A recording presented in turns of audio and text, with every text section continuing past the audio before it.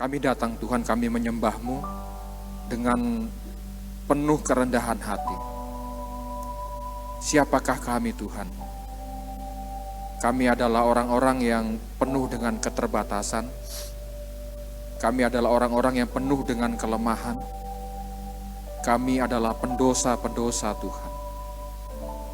Tetapi karena kasih-Mu yang begitu besar atas kami, Engkau melihat kami, Engkau mengenal kami, bahkan Engkau memanggil kami dengan nama kami masing-masing, pribadi lepas pribadi. Sekarang tiba waktunya kami akan duduk dengar kebenaran firman-Mu. Hamba-Mu yang penuh dengan keterbatasan, penuh dengan kelemahan, biarlah hikmat yang daripada Roh-Mu yang kudus yang ada, sehingga semua yang keluar dari mulut dan bibirnya adalah semata-mata suara Tuhan. Amin. Bukan suara hamba-Mu yang berdiri di atas mimbar ini. Ampuni salah dan dosa kami Tuhan, sehingga kami layak untuk datang ke hadirat-Mu. Dalam nama Yesus Tuhan kami yang hidup, kami sudah berdoa. Amin.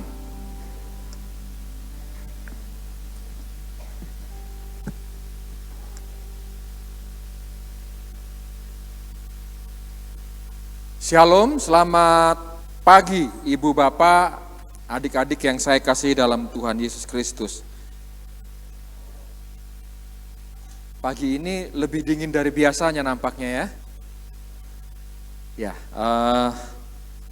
Bulan lalu Ibu Gembala menghubungi saya untuk saya bisa menyampaikan kebenaran firman Tuhan di sini. Yang pertama, saya bukan pendeta, gitu ya. Saya juga orang awam, tetapi Tuhan memberikan satu keistimewaan kepada saya untuk bisa ambil bagian dalam pelayanan yang Tuhan kerjakan, secara khusus di daratan timur, gitu ya, di Kupang, di TTS. Iya, pagi ini saya akan membawakan satu tema tentang searah jejak Kristus yang saya ambil dari Yohanes pasalnya yang ke-10, ayatnya yang pertama sampai dengan yang ke-10. Kita akan sama-sama mempersiapkan bagian dari kebenaran firman Tuhan ini. Ada kitab suci kita, ada HP suci, tablet suci, apalagi. Yohanes pasalnya yang ke-10, ayatnya yang pertama sampai dengan ayatnya yang ke-10. Saya akan membatasi 10 ayat saja dari perikop keseluruhan Yohanes yang ke-10 ini agar kita bisa fokus ke beberapa bagian di antaranya. Namun nanti di tengah-tengah khotbah saya, kita akan juga melihat dari bagian-bagian lain, bukan saja dari Yohanes tetapi di beberapa bagian yang lain. Untuk menghormati firman Tuhan ini, saya jemput Ibu Bapak jemaat semua, kita boleh bangkit berdiri, saya akan membacakan untuk kita semua. Yohanes pasalnya yang ke-10.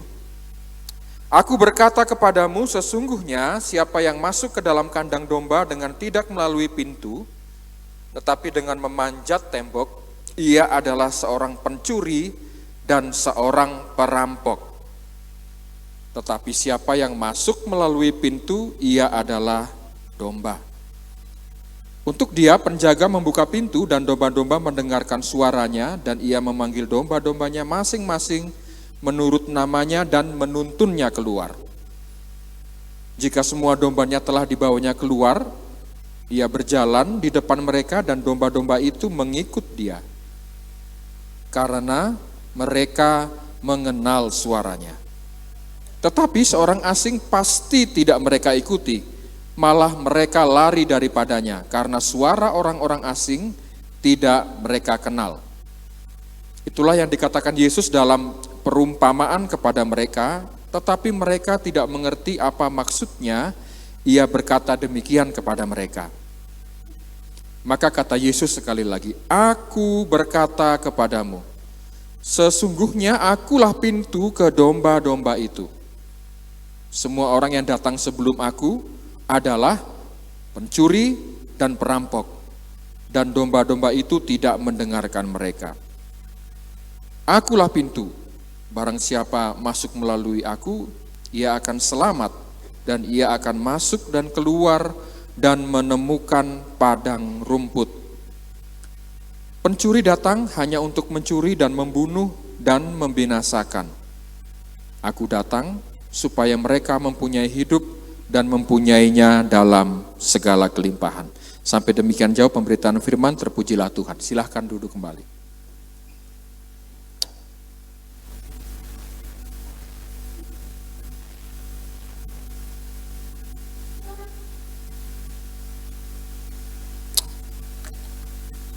Iya, sebelum kita lebih jauh masuk ke dalam pembahasan kita di ayatnya yang pertama sampai dengan ayatnya yang ke-10. Ketika mempersiapkan bagian ini, pertama kali yang muncul dalam pikiran saya adalah kenapa Yesus memakai banyak sekali cerita-cerita tentang gembala dan juga domba. Kenapa analogi-analogi yang digunakan itu adalah analogi-analogi yang menggunakan gembala atau domba. Ya, kita sudah tahu bersama ya, domba itu adalah salah satu hewan yang kalau bisa dikatakan bebal gitu ya. Tidak bisa dibilang, susah untuk dia maunya sendiri begitu. Kalau gembala bilang ke kiri, dia bisa bilang ke kanan, mau-maunya dia gitu. Jadi ketika mempersiapkan bagian ini, saya ingin mengajak kita semua untuk kembali melihat kenapa frase atau perkataan gembala dan domba ini banyak sekali digunakan di dalam kitab-kitab suci kita, bukan saja di Perjanjian Baru, tetapi juga di Perjanjian Lama. Nah, kalau di daerah Timur Tengah ya, di Israel, Palestina, dan sekitarnya, ternyata domba itu merupakan salah satu komoditas yang luar biasa, bisa dibilang luar biasa mahal. Saya teringat di tahun saya pertama kali datang ke NTT ini tahun 2004. Jadi saya dari Jawa, saya orang Jawa, kemudian pertama kali sebuah organisasi menugaskan saya untuk datang ke NTT ini dan saya ditempatkan di Sumba Barat dan Sumba Timur. Namun pertama kali saya datang ke Sumba gitu ya, Sumba Barat.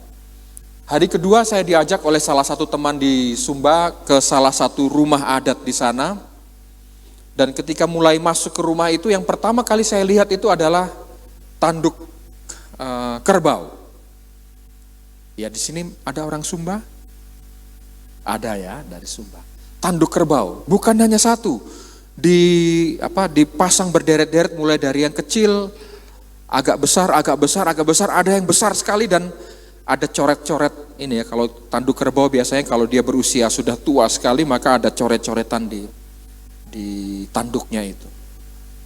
Saya tanya, ini untuk apa tanduk ini? Sudah lama kelihatannya karena saya lihat sudah mulai ada debu di situ, ada sarang laba-laba di situ gitu ya. Yang teman saya bilang, "Kakak, ini tanduk kerbau ini menandakan bahwa ini yang punya rumah, ini orang yang punya status sosial yang tinggi." Oh gitu ya. Saya di Jawa tidak pernah menemukan status sosial dilihat dari tanduk kerbau gitu ya. Ini gambarnya. Jadi tanduknya disusun-susun gitu ya. Dipakai untuk upacara-upacara budaya. Ada orang mati, ada pesta pernikahan. Di Toraja juga seperti itu. Ketika ada kematian, menyebutnya pesta kematian ya. Itu kerbau yang dipotong itu jumlahnya bisa puluhan ekor.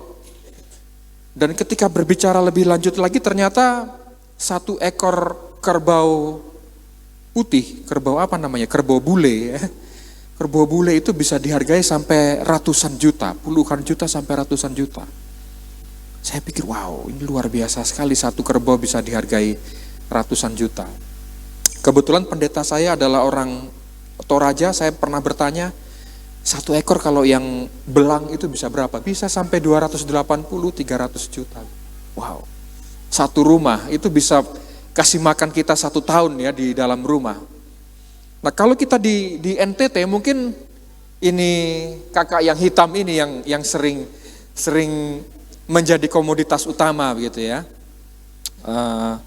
Saya tidak tahu kita sudah lewat belum musim sakit babi ini ya, banyak babi yang mati begitu ya. Ketika ada acara-acara pernikahan, acara kematian, babi menjadi satu suguhan yang keharusan. Kecuali mungkin untuk saudara-saudara kita yang muslim kita siapkan menu khusus. Tetapi babi menjadi sesuatu yang mungkin tidak semahal kerbau, tetapi menjadi sesuatu yang ada di dalam keseharian kita. Nah, di dalam ayat-ayat Alkitab, domba ini dipakai juga ketika menunjukkan kekayaan. Kita tahu harta Yakub dihitung juga dari banyaknya domba. Abraham orang yang kaya, dihitung dari banyaknya domba. Tentu saja ada hewan-hewan yang lain, unta dan lain-lain gitu ya.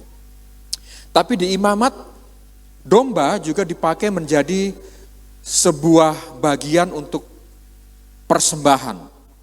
Saya teringat juga ketika Ishak mau disembelih, tiba-tiba yang digantikan, Tuhan menggantikan Ishak itu dengan apa? Seekor domba jantan yang tiba-tiba entah dari mana datangnya tersangkut di situ. Dan domba juga merupakan bagian dari keseharian orang-orang Israel dalam mereka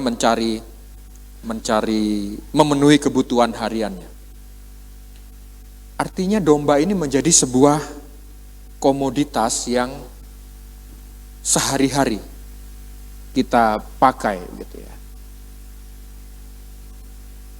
Nah, di Yohanes 10 ayatnya yang pertama sampai dengan yang ke-10 ini berbicara tentang Yesus mengumpamakan dirinya sebagai pintu.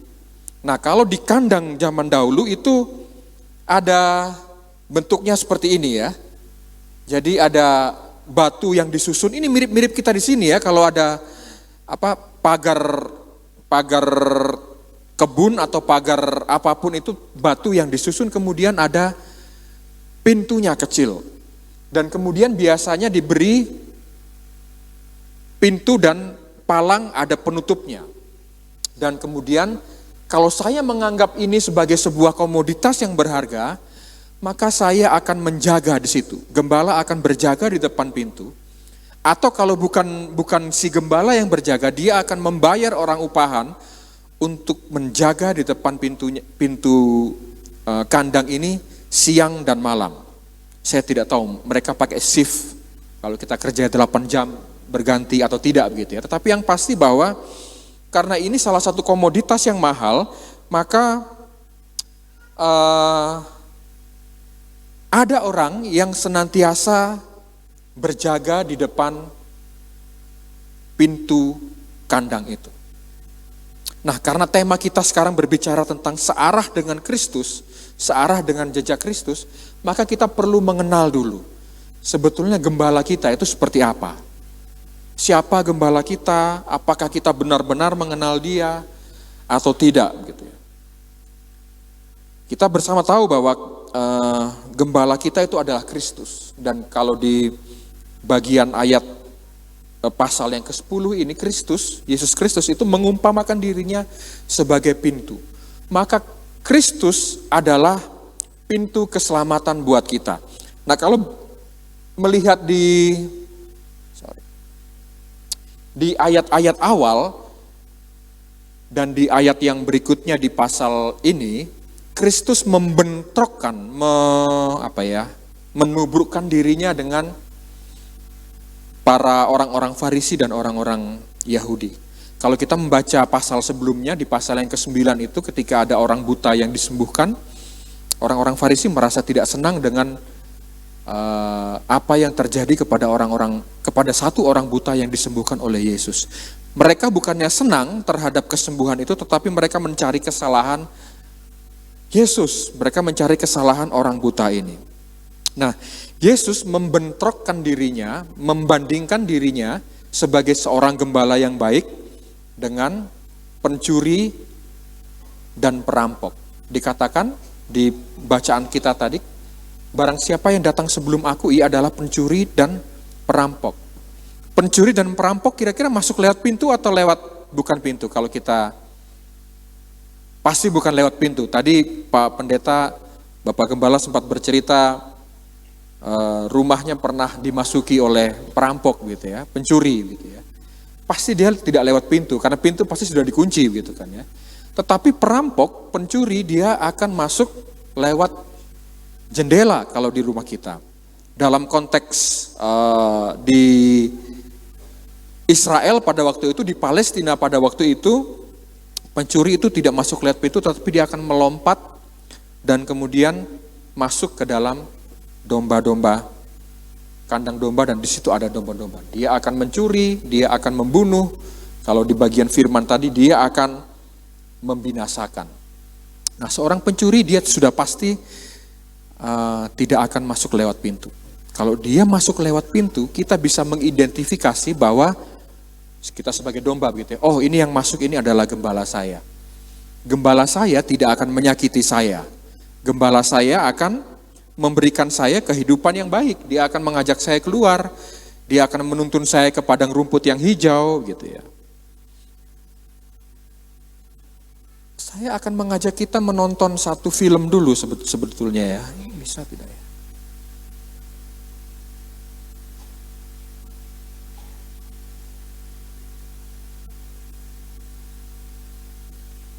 Oh, dia terlewati. Ada satu film yang ingin saya putar. Oke. Tidak bisa ya. Oke. Film ini bercerita tentang di satu tempat, itu tempat wisata gitu ya. Kemudian tempat wisata di mana gembala dan domba itu menjadi satu atraksi wisata. Jadi si gembala ini mengatakan ke orang-orang asing yang datang, coba kau panggil domba-domba itu, mau tidak? Orang asing pertama dia panggil dombanya, dombanya menoleh pun tidak gitu ya. Dia tetap sibuk dengan makan gitu ya. Orang kedua, dia tetap sibuk juga dengan makanannya. Orang ketiga juga seperti itu. Tapi begitu sampai di orang keempat, yang adalah gembala itu sendiri, dia panggil, dan gembala itu mulai mengangkat wajahnya, domba itu mengangkat wajahnya, dan kemudian beramai-ramai datang ke... Oke, mau diputar mungkinkah filmnya? Iya. Saya orang yang visual, tadi saya bilang ke Ibu Ana, saya tuh mudah belajar dengan melihat sesuatu ya, melihat gambar, melihat film, berharap itu akan bisa memberikan, ya ini dia, memberikan gambaran yang lebih hidup di dalam pikiran kita.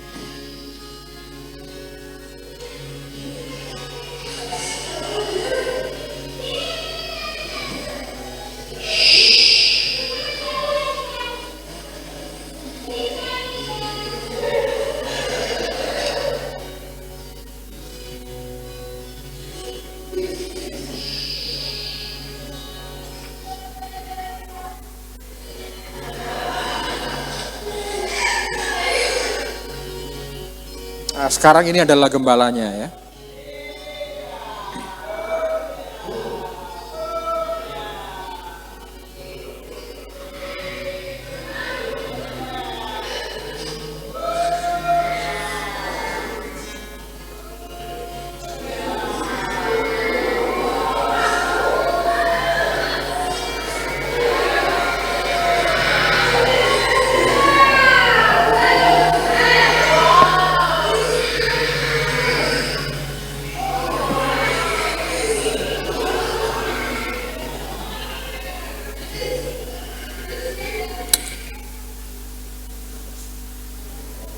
domba-dombanya jadi datang ya ke gembalanya. Kenapa? Karena dia mengenal suara daripada gembala tersebut.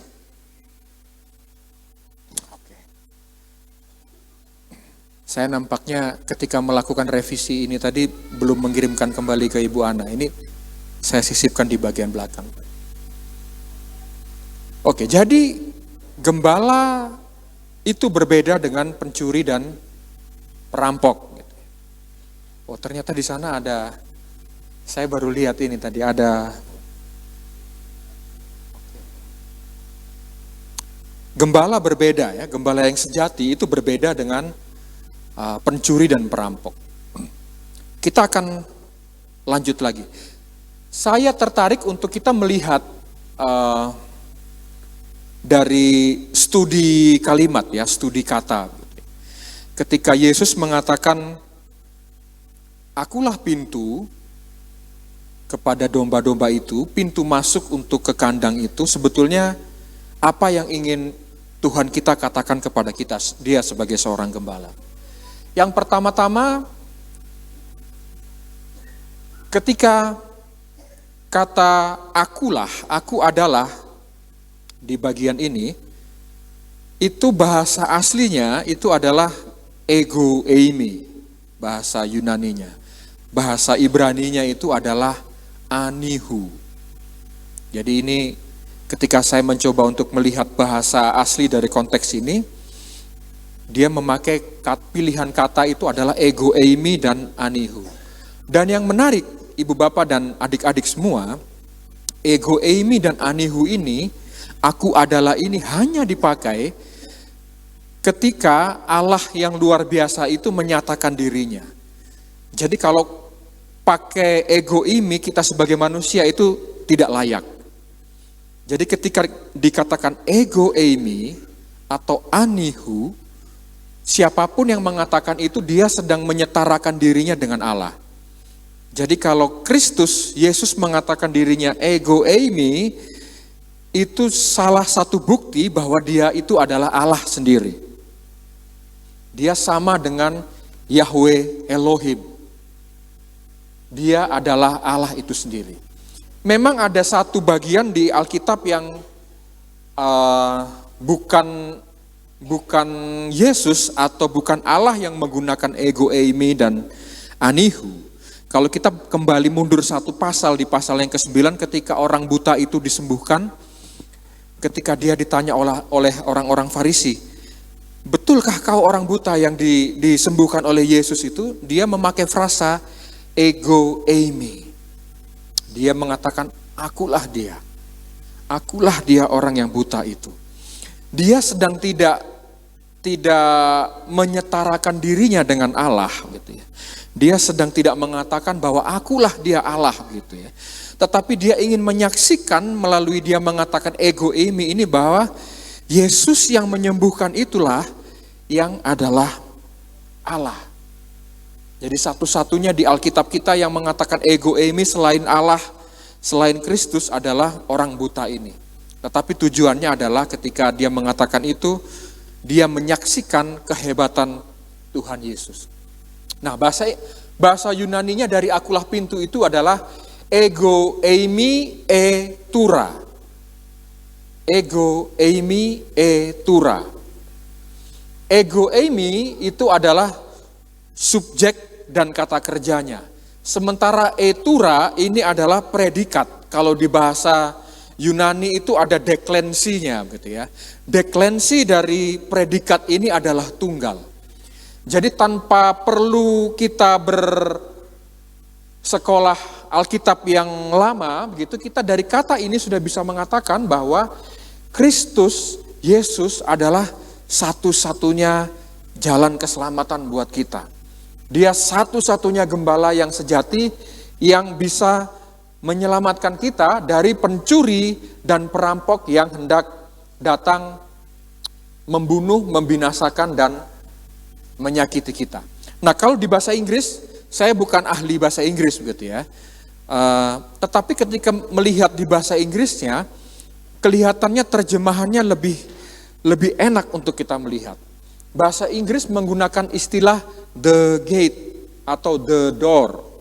Dia tidak menggunakan a gate atau a door yang hanya merujuk pada satu pintu yang ketika kita mengatakan a door di sana bisa pintu itu, bisa pintu yang di sebelahnya gitu ya. Tapi kalau menggunakan frase the gate itu dikatakan di sini adalah spesifik, dikenal, diketahui. Jadi ketika Yesus mengatakan bahwa akulah pintu, maka dalam saat yang bersamaan dia ingin mengatakan bahwa akulah satu-satunya pintu menuju keselamatan. Nah, bagaimana kalau kita mau mencoba menyetarakan diri kita dengan Tuhan? Ya, berbahaya gitu ya. Kita familiar dengan kisah kerubuhan Menara Babel. Di Deutero Yesaya 40 sampai dengan 55, di pasalnya yang ke-47 ada 2 ayat yang merujuk kepada nubuatan tentang hancurnya Menara Babel. Dikatakan di situ di Yesaya 47 ayat 8 dan 47 ayat yang ke-10, konteks yang dipakai di situ ketika ada seseorang mengatakan tidak ada yang selain aku. Aku gitu ya. Aku adalah. Ini frasa yang digunakan sama persis dengan yang digunakan di Yohanes, ego eimi. Di frasa ini yang digunakan adalah anihu. Ketika ini seorang wanita yang mengatakan, seorang wanita ini mengatakan dirinya anihu, kita tahu persis kemudian apa yang terjadi dengan Menara Babel.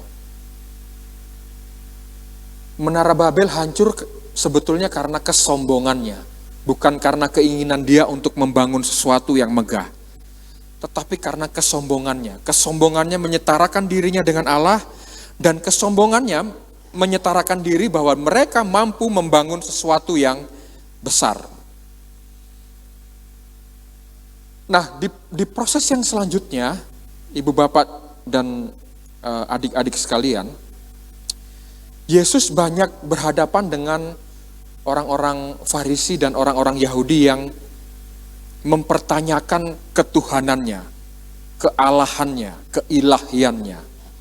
Di beberapa diskusi, mereka mengatakan, apakah engkau betul Allah? Kami ini adalah keturunan Abraham, tetapi tidak pernah kami diberitahukan bahwa engkau adalah Mesias. Kalau engkau adalah Mesias, tunjukkanlah kehebatanmu. Orang-orang Yahudi percaya bahwa kedatangan Mesias itu akan memberikan kebebasan yang luar biasa buat mereka. Kebebasan dari penjajahan, kebebasan dalam segala hal gitu ya. Jadi mereka mendesak Yesus untuk, kalau engkau adalah Mesias, maka tunjukkanlah, karena kami ini keturunan Abraham dan kami merasa bahwa engkau bukan Mesias, bahwa engkau bukan Allah yang kami nanti-nantikan seperti yang dijanjikan dalam perjanjian lama bahwa akan datang seorang yang akan menyelamatkan kami. Dan Kristus dengan tegas mengatakan bahwa Dia ada sebelum Abraham ada. Kalau bahasa aslinya itu prin Avram genestai ego eimi. Ego eimi, aku ada bahkan sebelum Abraham ada. Saya ketika melihat bagan yang di depan itu menarik kembali berapa tahun Abraham itu ya. Abraham itu ternyata sekitar 2000-an tahun sebelum Kristus dan 2000 tahun setelah Adam. Lama sekali begitu. Dan ketika Kristus mengatakan, aku ada sebelum Abraham ada, bukan hanya perkara saya lebih tua dari Abraham. Gitu. Tetapi ini perkara yang lebih besar dari itu, bahwa Dia yang menciptakan Abraham. Dialah Alfa dan Dialah Omega. Gembala kita itu bukan ada sejak Dia lahir ke dunia. Kristus itu bukan saja ada ketika Dia bersama-sama dengan orang Israel di zaman perjanjian baru itu. Dia ada jauh sebelum Abraham ada. Dia ada jauh sebelum dunia dijadikan.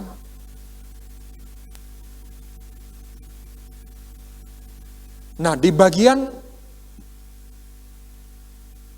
ini yang menarik, saya menemukan satu hal. Saya belajar juga di Yohanes 10 ayat 1 sampai 10 ini, bahwa ketika Yesus berbicara tentang pintu kepada keselamatan, dia bukan hanya berbicara tentang itu saja. Di bagian yang saya beri kotak itu, dia berbicara tentang akulah pintu ke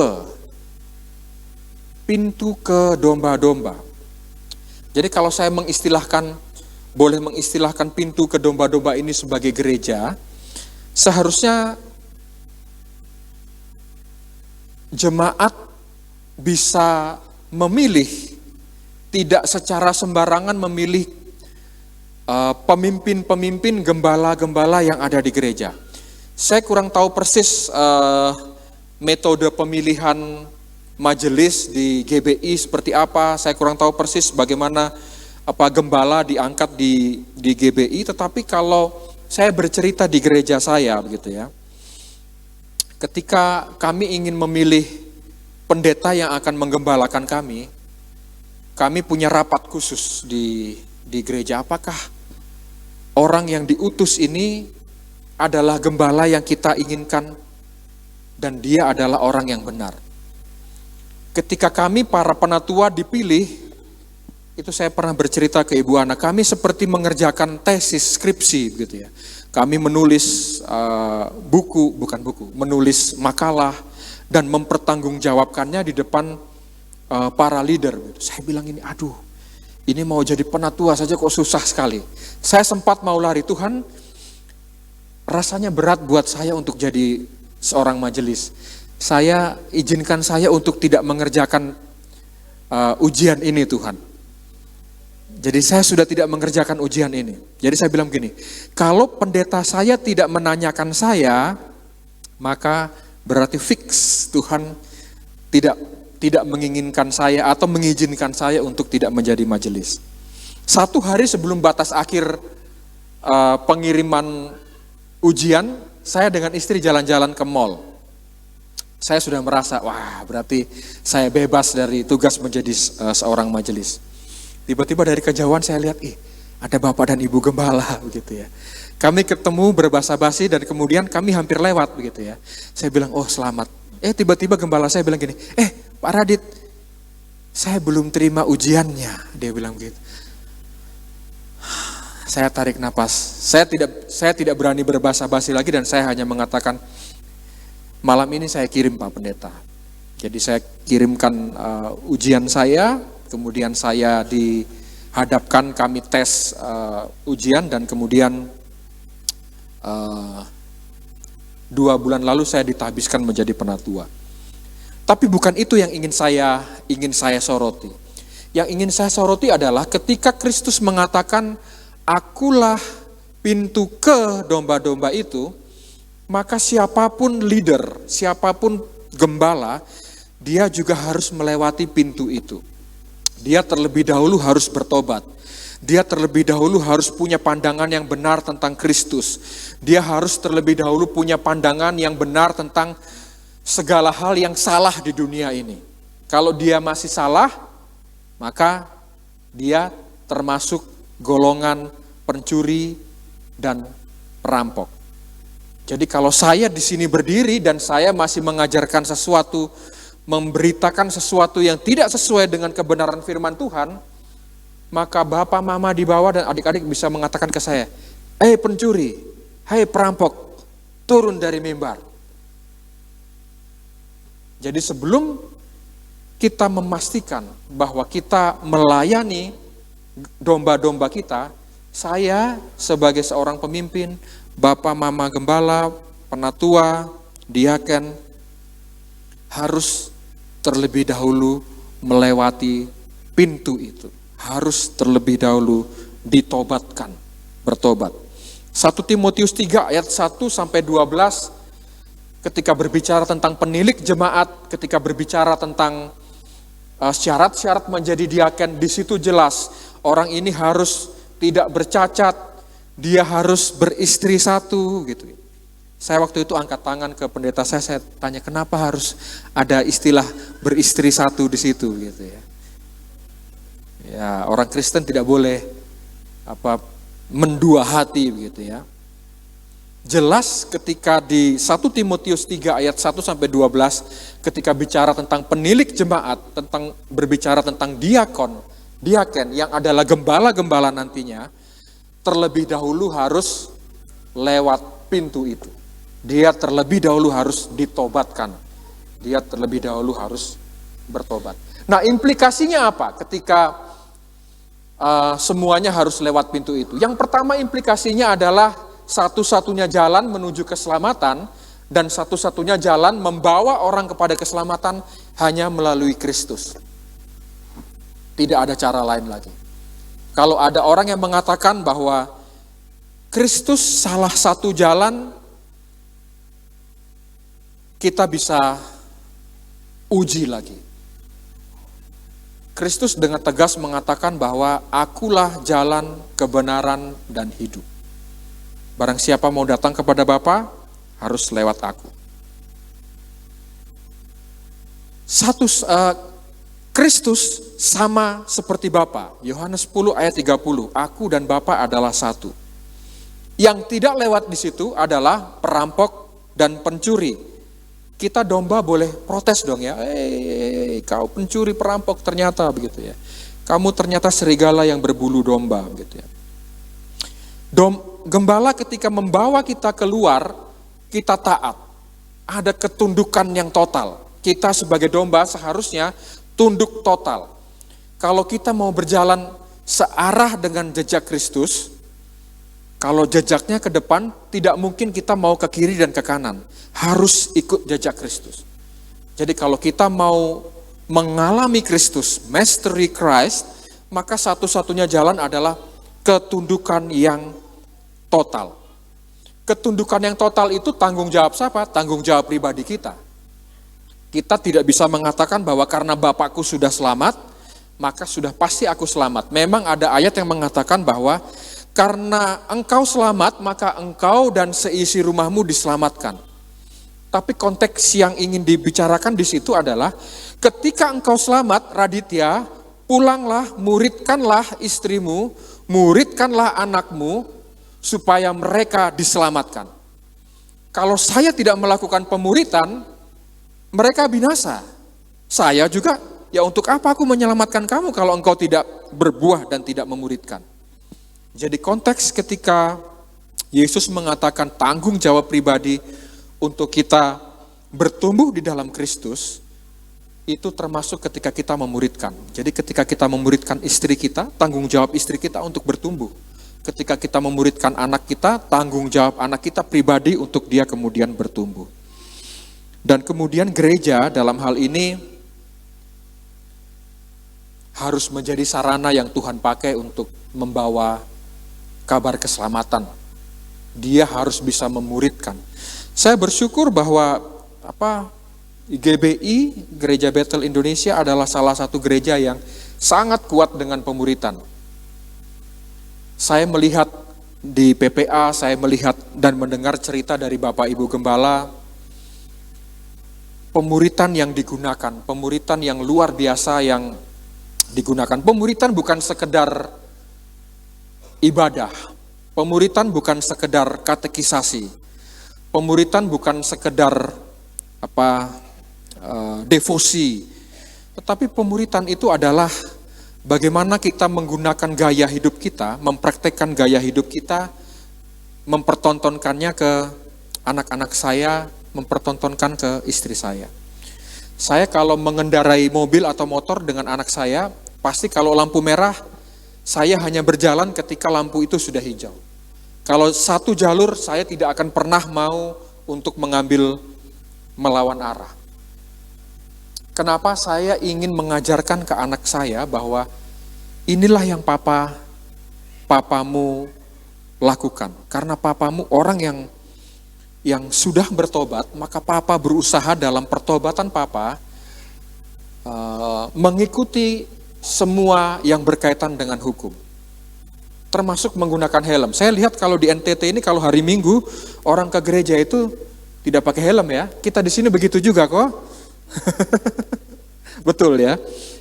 Saya pernah mengatakan ke salah satu jemaat di gereja kami gitu ya. Kakak kalau ke gereja tidak pakai helm misalnya jatuh, kira-kira kakak kepala luka kok tidak gitu ya. Picah kok tidak gitu ya. Dia bilang, "Picah Bapak. Kenapa tidak mau pakai helm?" Ya, kalau hari Minggu ini pasti sudah ada polisi. Bapak. Oh, jadi rupanya bukan itu ya. Rupanya karena kita pakai helm ini karena polisi begitu ya. Jadi kalau kita sekarang hari Minggu ke gereja masih tidak menggunakan helm, bertobatlah gitu ya. Bertobatlah gitu. Karena pertobatan kita dinilai dari hal-hal yang kecil. Kita memuridkan anak-anak kita memuridkan orang lain itu dari hal-hal yang kecil. Kita menggunakan helm ketika kita naik motor, kita membuang sampah di tempatnya. Kalau tidak ada sampah, saya biasa kantongi sampah itu. Ketika ada sampah, tempat sampah baru saya akan membuangnya. Ketika kita sudah tahu gembala kita siapa, pertanyaan berikutnya adalah bagaimana kita bisa mengenal suara gembala kita? Bagaimana kita bisa memastikan bahwa yang kita dengarkan itu adalah suara gembala kita, bukan suara orang lain yang sedang menyamar. Nah, di tradisi Palestina, di tradisi Israel zaman Perjanjian Baru, saya kurang tahu zaman sekarang ya. Itu gembala selalu berjalan di depan. Saya tidak tahu di sini, kalau di sini gembala jalannya di depan atau di belakang ya? Atau di samping? Atau kalau saya lihat dombanya jalan sendiri sudah dulu, domba lu jalan sendiri sudah ya. Tetapi pada masa itu gembala itu berjalan di depan. Dan ternyata gembala itu memberi nama masing-masing domba. Raditya, ya, anak saya Pavel, Samuel, semuanya diberi nama. Dan domba-domba itu bisa mengenal suaranya dari intonasi. Jadi kalau tadi videonya yang diputar itu intonasi dari gembala itu berbeda dengan intonasi orang yang pertama, orang yang kedua, dan orang yang ketiga begitu ya. Intonasi itu apa ya? Irama perkataan, naik turunnya kata yang kita lakukan gitu ya. Jadi domba bisa mengenali dari intonasinya, gitu. Dari nada bicaranya. Dan karena gembala selalu di depan, maka dombanya selalu belajar, oh ini dombaku seperti ini, gerak-geriknya seperti ini. Rekan saya di Compassion mengatakan seperti ini, seorang gembala yang baik, dia bukan saja dikenal dari suaranya, tetapi dia dikenal dari baunya. Jadi domba itu akan mengenali gembalanya itu dari baunya. Seperti anjing ya, anjing itu juga mengenali bau kita gitu. Ternyata mirip gitu ya.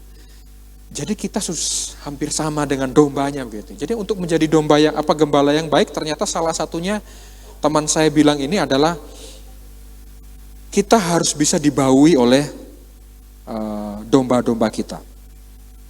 Nah, ketika Petrus menghalangi Yesus untuk masuk dalam prosesi penyalipan, dengan keras Yesus mengatakan begini, "Enyahlah engkau iblis." Tetapi yang menarik Ibu Bapak, kalau kita melihat dari Matius 16 ayat 23, kalau terjemahan Indonesia di situ dikatakan enyahlah engkau iblis. Tetapi kalau kita belajar konteks dan belajar bahasa asli dan bahasa Inggrisnya, itu dikatakan pergilah kau ke belakang. Get behind me Satan gitu ya. Kalau dalam terjemahan bahasa Inggris salah satunya, get behind me Satan. Kalau dalam bahasa King James Version juga mengatakan pergilah ke belakangku setan. Pergilah ke belakangku Petrus gitu. Petrus, kau ini dombaku, bukan kamu yang mengatur aku yang mengatur kamu. Kamu tidak di depan, pergi ke belakang. dengan tegas Kristus ingin mengatakan bahwa ketika dia ingin masuk dalam prosesi penyalipan itu, Petrus tidak tahu. Kenapa? Karena dia hanya domba. Kalau domba, maka jangan sok tahu. Jangan berpikir bahwa dia tahu segalanya. Maka Tuhan mengatakan dengan keras, get behind me. Pergilah ke belakangku. Karena kamu adalah domba-dombaku.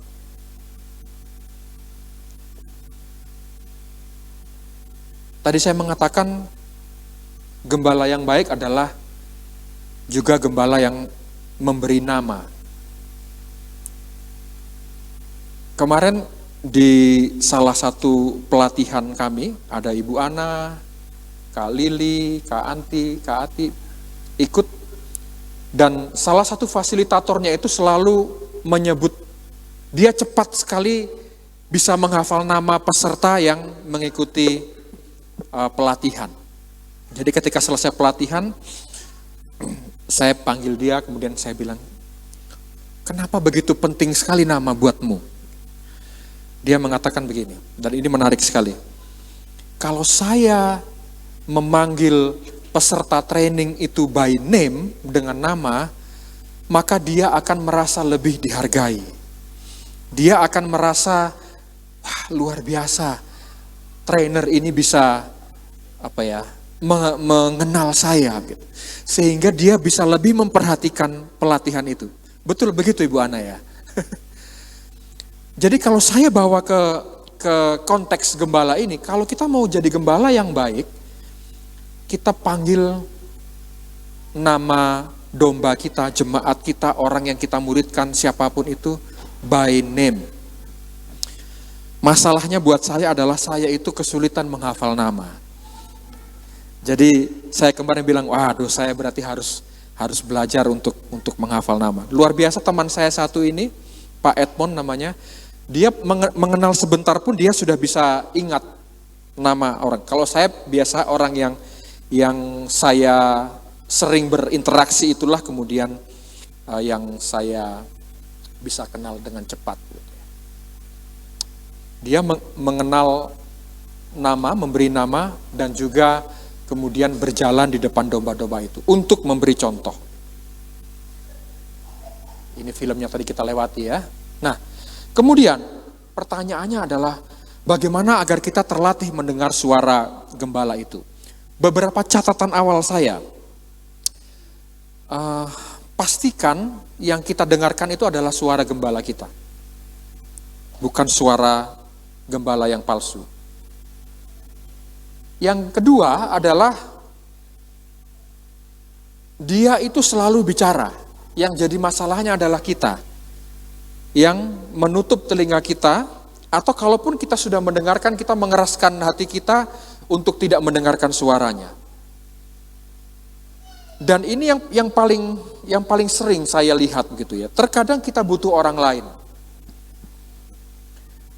Kisah Samuel mengingatkan saya bahwa Tuhan menghadirkan orang-orang lain untuk menegur saya, untuk menghadirkan suaranya di dalam kehidupan saya.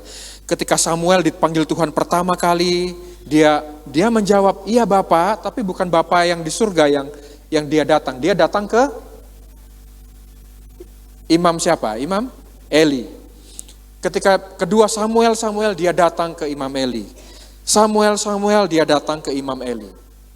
Pada akhirnya Imam Eli sadar, oh ini Tuhan yang panggil. Maka dia bilang ke Samuel, kalau kau dengar berikutnya ada yang memanggilmu, katakanlah, ya Tuhan. Dan akhirnya dia seperti itu, ya Tuhan. Dan akhirnya Tuhan berbicara dan memanggil dia secara pribadi. Kadang kita membutuhkan orang lain dan kita harus mendengarkan orang itu. Bagaimana kita bisa memastikan bahwa orang itu menyuarakan sesuatu yang Tuhan ingin untuk berikan kepada kita? Kita renungkan, kita uji perkataan orang-orang itu. Yang ketiga, yang keempat itu belajar. Jangan keraskan hati. Belajar ini bukan saja datang ke ibadah hari Minggu, datang ke komsel gitu ya. Tetapi kita harus punya waktu secara pribadi, ber-PA secara pribadi, meneliti apa maksud Tuhan, konteks pemberitaan firman Tuhan yang kita alami sehari-hari. Bagaimana? Pertanyaan yang tadi, bagaimana agar kita terlatih mendengar suara gembala? Komitmen dan disiplin rohani. Kita familiar ya dengan frase disiplin rohani gitu ya. Saya ingin membagikan kepada kita beberapa disiplin rohani. Disiplin rohani banyak sekali yang kita bisa praktekkan gitu ya. Yang pertama itu adalah disiplin akal budi, disiplin pengetahuan. Apa yang kita baca, apa yang kita dengar, apa yang kita lihat, apa yang kita bagikan, itu mengajarkan kita disiplin rohani. Saya dengan istri sekarang sedang mengajarkan ke anak-anak kami untuk tidak melihat konten-konten receh gitu ya. Konten receh itu tahu ya ibu bapak ya, konten yang tidak jelas begitu, yang hanya goyang-goyang, selesai scroll. Saya sedang mengajarkan mereka bukan dengan cara jangan lihat konten receh, tetapi kami membuat konten yang tidak receh.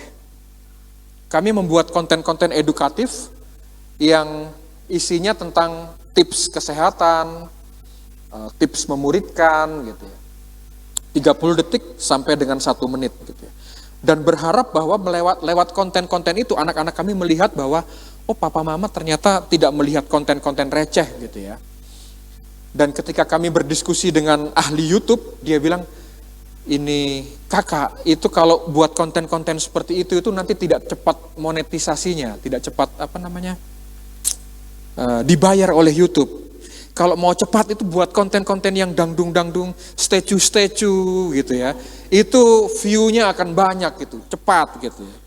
Dan memang terbukti ya begitu ya. Ketika kami membuat konten-konten edukasi, tidak banyak orang yang melihat gitu. Tapi saya bilang ke istri saya, kita tetap berkomitmen melakukan ini karena yang kita kejar bukan uang semata. Gitu. Kalau nanti Tuhan izinkan uang ya oke lah. Tetapi sekarang kita sedang mengejar untuk melakukan pendisiplinan akal budi terhadap diri kami sendiri. Mendisiplinkan akal budi kepada anak-anak kami. Yang kedua, berbicara tentang disiplin hati. Disiplin hati ini sebetulnya mirip-mirip dengan disiplin akal budi. Tetapi lebih ke kita menjaga agar jangan ada ungkapan-ungkapan kotor yang keluar. Makian-makian. Memaki di dalam hati itu saja sudah salah begitu ya. Apalagi kita memaki sampai dengan keluar bahasa-bahasa itu. Yang ketiga adalah disiplin tubuh. Latar belakang saya adalah gereja Presbyterian Reform. Tapi saya tidak anti dengan ibadah-ibadah yang kemudian ada tamborin begitu ya. Kemudian kita harus ibadah ada berlutut kadang-kadang gitu ya. Saya dengan istri mempraktekkan juga kadang-kadang kami ketika dalam pergumulan berat kami harus berlutut di hadapan Tuhan. Kami juga puasa. Puasa dalam arti bukan puasa yang mengecilkan berat badan gitu ya. Tetapi puasa yang memang dengan tujuan untuk betul-betul mencari hadirat Tuhan. Kita terbiasa pasti di GBI untuk melakukan puasa gitu ya. Tapi di gereja-gereja yang lain mungkin berpuasa itu menjadi sesuatu yang belum terbiasa. Gitu. Mengapa penting ketika kita mendengar suara gembala itu? Mengapa penting?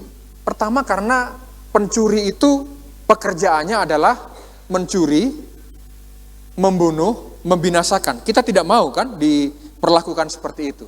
Sementara gembala, kalau kita mendengar gembala, maka dia memberi hidup. Dan dia memberi kelimpahan. Ini yang selalu dinanti-nantikan oleh jemaat Tuhan. Ketika berbicara tentang kelimpahan ini, haleluya, puji Tuhan gitu ya. Tapi kelimpahan seperti apa?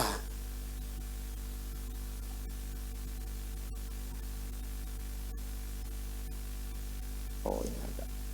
Oke. Jadi pencuri dan perampok itu Tuhan Kristus bukan menganalogikan, tapi Tuhan Yesus mengatakan bahwa orang Farisi dan orang Yahudi, mereka adalah pencuri dan perampok. Karena mereka tidak suka terhadap hal-hal yang benar. Mereka tidak suka ketika ada orang disembuhkan, mereka tidak suka ketika Tuhan Yesus menyembuhkan orang di hari Minggu. Banyak hal yang mereka kritik. Mereka mengkritik hal-hal yang baik. Sementara Kristus adalah gembala. Dia selalu melakukan hal-hal yang sesuai dan seturut dengan kehendak Kristus. Nah, kita sekarang bicara tentang, saya sedikit agak cepat ya harusnya ya. Bagian penutup dari khotbah saya. Ketika tadi saya mengatakan Yesus itu memberikan hidup yang berkelimpahan. Tadi dikatakan hidup itu yang dipakai itu adalah zoe. Itu adalah hidup yang akan datang. Kelimpahan itu yang dikatakan nanti, saya mundur sedikit, kelimpahan yang rohani. Di pasal 10 ayat secara khusus ayat yang ke-9 yang ke-10 ketika berbicara tentang kelimpahan seperti apa, kita mundur sedikit. Kita melihat konteks kata-kata yang lain. Yesus mengatakan di situ gembala akan memberikan keselamatan. Pencuri akan mendatangkan kebinasaan. Gembala akan memberikan hidup. Yang dikatakan di situ adalah hidup yang kekal, bukan hidup yang saat ini saja gitu ya. Zoe tadi saya katakan, zoe itu adalah kehidupan yang kekal. Tuhan akan memberikan sotesestai, kehidupan yang kekal. Kebinasaan itu adalah mati, bukan mati kita yang jasmani, tetapi kematian yang kekal. Hidup itu adalah soin, tadi saya sudah katakan, hidup yang akan datang. Kehidupan bersama-sama dengan Kristus. Nah, kalau ketiga hal ini itu berbicara tentang spiritual, berbicara tentang hal yang rohani, maka ketika kita berbicara tentang kelimpahan, seharusnya kita menerjemahkan ini sebagai kelimpahan yang rohani. Bahasa aslinya yang digunakan di situ adalah perison. Perison itu sebetulnya adalah kelimpahan yang luar biasa limpah, dalam konteks sebetulnya adalah konteks kelimpahan rohani. Tidak semata berbicara tentang kelimpahan materi. Nah, bicara tentang kelimpahan rohani itu bicara tentang hubungan yang intim dengan Tuhan. Bicara tentang kepenuhan hikmat. Bicara tentang kualitas hidup Kristen kita yang luar biasa. Bicara tentang keselamatan. Jadi kalau tadi kita sudah bicara tentang mengenal, itu bicara tentang intim. Kalau suami istri itu intim, dia akan tahu ketika istrinya sudah bahasa tubuhnya begini-begini, ini berarti uang belanjanya kurang. Tanpa istri bicara, kita sudah akan, mama, uang belanja kurang kok, saya kasih. Ketika istri omong sesuatu, kita tanpa perlu dia menjelaskan banyak hal, kita sebagai suami sudah tahu. Keintiman itu adalah sedalam itu. Ketika Kristus mau mengenal kita, ketika kita mau mengenal Kristus, harusnya kita mengenal hati Bapa kita sedalam itu. Bukan hanya kemudian mengenal dari atas mimbar, tetapi kita mengalami kehidupannya, kita mengalami hikmatnya, cara hidup kita berbeda, dan juga kita bisa menghidupi keselamatan itu mulai dari sekarang. Yang menariknya adalah keselamatan atau kehidupan kekal yang Tuhan janjikan itu adalah kehidupan kekal yang berkualitas. Yang berkualitas itu bukan saja berhubungan dengan kehidupan jasmani ya. Kalau akhir-akhir ini saya melihat di YouTube itu rekan-rekan kita dari seberang itu mengatakan kalau di surga nanti kita akan dilayani oleh bidadari, kita akan dilayani oleh pangeran dalam hal-hal duniawi gitu ya. Kita akan makan enak, kita akan ini dan itu, tidak. kehidupan yang Kristus janjikan kelimpahan itu jauh lebih dari itu. Yang Tuhan kita janjikan sebetulnya adalah pemulihan dari keterpisahan dengan Kristus, keterpisahan dengan Allah. Ketika Yesus disalibkan di kayu salib dan dia mengatakan Eloi, Eloi lama sabachthani. Ketika dia mengatakan Allahku, Allahku mengapa engkau meninggalkan aku? Ketika Allah memalingkan mukanya dari kita, itulah yang ingin dipulihkan oleh gembala kita. Pemulihan sejati, kehidupan yang kekal. John Piper mengatakan seperti itulah kehidupan kekal kita. Kehidupan kekal yang berkualitas. Kita bukan hanya diselamatkan dari murka Allah, kita juga akan menikmati Allah. Tidak cukup bagi Allah hanya memberikan kepada kita perlindungan dari api hukuman, Dia juga ingin agar kita menikmati kehadirannya. Kehadiran yang berkualitas. Caranya adalah dengan pertobatan yang sejati. Metanoia. Ibu bapak, adik-adik, saya mengajak pertobatan yang sejati dari atas mimbar ini harus kita miliki. Metanoia artinya berbalik 180 derajat. Berbalik dari depan ke belakang, tidak serong ke kanan atau ke kiri. Kalau kita mau bertumbuh, berbalik, berjalan sesuai dengan arah Kristus melangkah dan ikuti jejaknya. 3 hal ini kalau kita lakukan, maka kita akan beroleh kehidupan yang berkelimpahan. Bagian akhir. Kalau kita mau hidup kita searah jejak Tuhan, kita harus metanoia. Kita harus masuk melalui pintu itu. Yang pertama harus bertobat adalah gembalanya. Baru kemudian dombanya. Karena Tuhan kita adalah Tuhan yang kudus, maka kita harus senantiasa dikuduskan. Pertobatan awal kita harus diikuti oleh pertobatan-pertobatan harian. Kita dikuduskan dari hari ke hari. Ada pertobatan yang dari dalam hati kita, ada pertobatan yang dihadirkan oleh Kristus Tuhan kita. Pertobatan itu sifatnya individual, bukan oleh orang lain. Kekudusan mensyaratkan ketaatan. Kalau kita tidak taat, maka kita tidak akan bisa hidup kudus. Caranya taat adalah praktekkan kedisiplinan rohani. Ketika kita taat, maka sikap hati kita yang akan diperbaharui. Sikap hati yang sudah terlatih dari ketaatan. Sikap hati yang sudah berjalan sesuai dengan kehendak Kristus. Kemudian,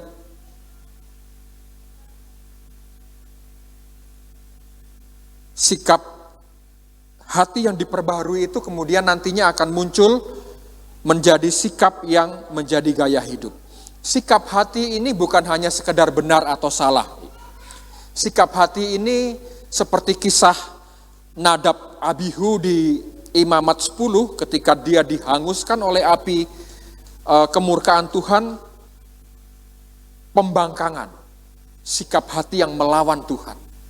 Ketika dia membawa api dari luar itu kepada rumah Tuhan yang kudus, Tuhan tidak suka dan Tuhan menghanguskannya. Beda dengan Itamar dan Eliezer. Meskipun dia salah, tetapi dia tidak dihanguskan, dia tidak mati. Diberi waktu untuk bertobat. Mengapa? Karena bukan sikap hatinya yang salah. Ada contoh lain juga Musa ketika dia tidak diizinkan masuk ke dalam tanah perjanjian, juga sikap hati Musa yang meragukan akan penyertaan Tuhan. Yang terakhir adalah sikap hati yang diperbaharui akan menjadi gaya hidup kita. Akan menjadi gaya hidup Kristen kita. Memang prosesnya tidak mudah. Proses hasil dari pembenaran, Roma 5 ayat 3-4. Kita mungkin sengsara di proses itu, tetapi kesengsaraan itu akan membuat kita tekun. Ketekunan itu akan membuat kita tahan uji. Tahan uji itu akan menghadirkan pengharapan. Dan ketika pengharapan itu hadir, gaya hidup Kristen kita sesuai dengan Galatia 5:22-23 buah-buah roh, dan juga Kolose 3 ayat 23, ketika kita melakukan semua itu bukan karena kita mau hebat dilihat orang, tetapi karena Kristus saja. Dan berharap bahwa pertobatan mengubah kita menjadi pribadi yang semakin disempurnakan, memampukan kita berjalan searah jejaknya, menjadi serupa Kristus, dan kita didamaikan dengan Allah. Ketaatan berarti kita melakukan segala sesuatu sesuai dengan cara Tuhan. Nama Tuhan yang dipermuliakan, mari kita bersatu dalam doa.